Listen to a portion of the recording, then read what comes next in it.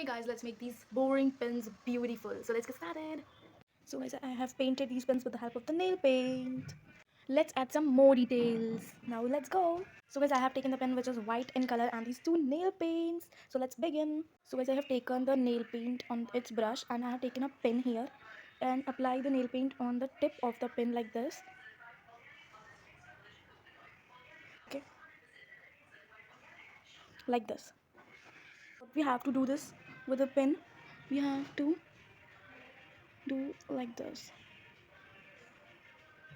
Can see here a small line, so like that we do this the whole pen with the different types of nail paints and colors.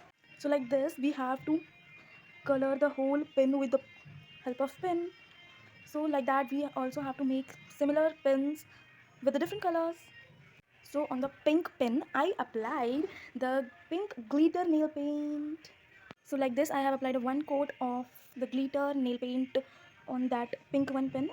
And so guys, I have colored these two pins also, and I'm also wearing these two pins.